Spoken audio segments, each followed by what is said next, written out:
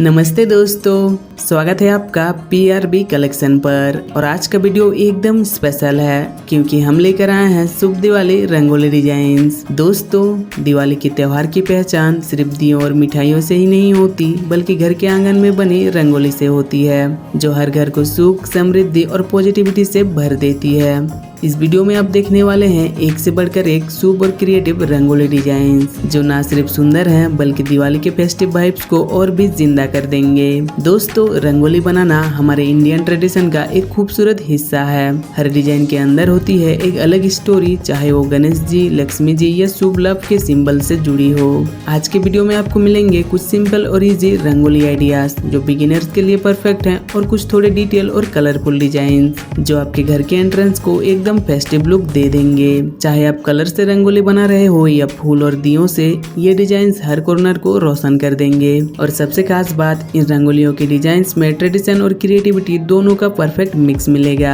तो वीडियो को एंड तक जरूर देखिए क्योंकि हर एक डिजाइन आपको इंस्पायर करेगा अपने घर को इस दिवाली और भी ज्यादा ब्यूटीफुल बनाने के लिए।